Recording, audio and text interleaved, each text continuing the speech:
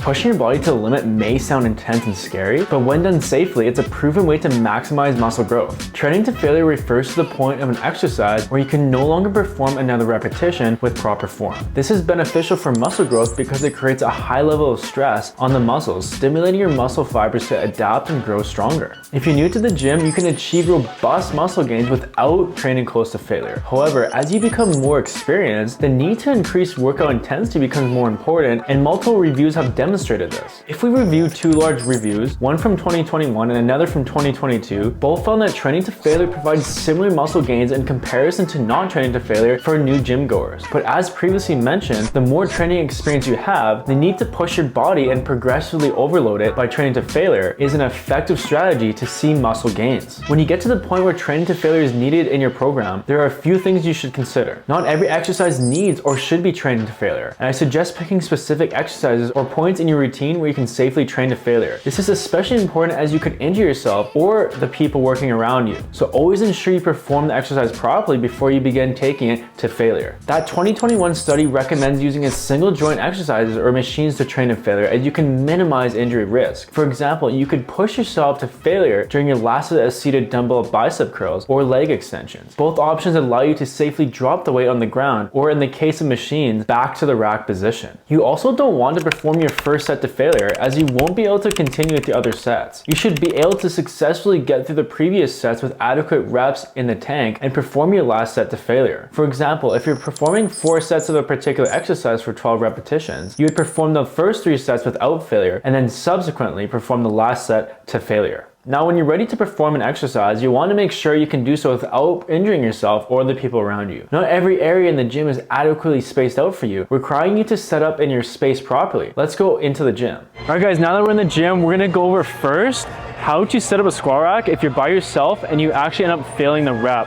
Now, if you're training by yourself, a good practice is to make sure we set up those side adjusters so it catches us if we do end up squatting down and not able to get back on the rep.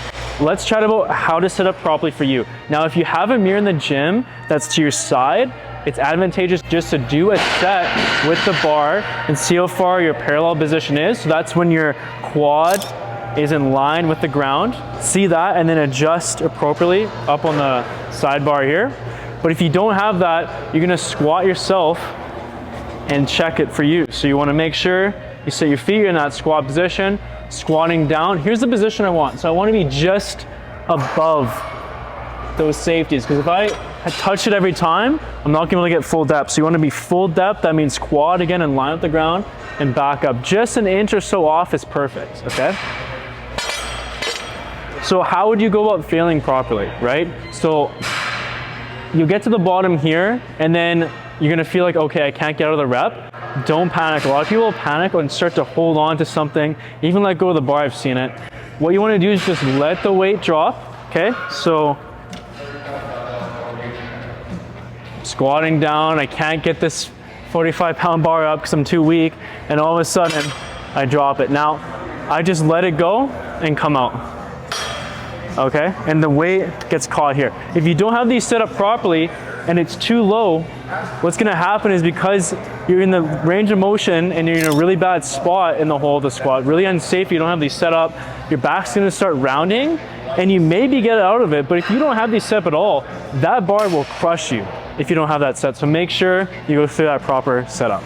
All right guys, now that we've gone over the squat rack and how to train to failure, let's go over to the dumbbell area and show how to take a chest press to failure.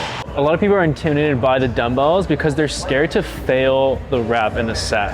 Now, what we're gonna do in this little demonstration, I'm gonna go over a dumbbell flat chest press, and I'm gonna show you how to correctly fail it if you get to the bottom and can't lift it up and you don't have a spotter, okay? So first things first, if you're unfamiliar with how to set up, I like to have the weights to my sides. I use my legs to get them up to my knees. Then I'm gonna kick back and up.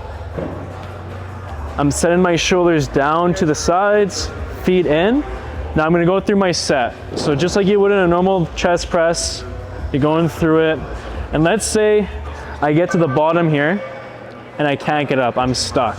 Now, don't panic. What you wanna do is just drop one to the side, one to the other side, and back up, okay? So see how I just came down, I put it to the side. A lot of people, what they'll do is they'll try and bring it back into their body, And when they do that, they can't maneuver out of it. So you want to just drop it. Now, you'll see often too, people will try and help the weight down to the side, and you just want to let it go. Because did you see like there wasn't too much shock when the weight dropped? The weight can handle it for the most part, and you should be good, but don't help the weight down. So if you get to that bottom position, just let it go to the sides. While you may feel like a badass lifting to failure, moderation and safety are key here. You don't want to train to failure all the time because it can lead to overtraining and psychological burnout. Your recovery is also important to consider here. The more stress placed on your body, the more recovery is needed. A 2017 review took 10 highly trained athletes through 3 protocols. One where participants trained until they couldn't do any more repetitions, and 2 others where they stopped before reaching that point, but with varied intensities. They found that when participants trained to failure, they needed more time to recover after their workouts in comparison to when they didn't train to failure. With this in mind, train to failure every now and again for optimal muscle growth and to reduce risk of fitness fatigue. Training to failure may sound unsafe and intense, but when it's done in moderation and you set up your area properly, it allows trained individuals to challenge their body so they continue to see results. Let me know what you want to see next in the comments below, and leave a like if you found this video helpful. I'll see you in the next one.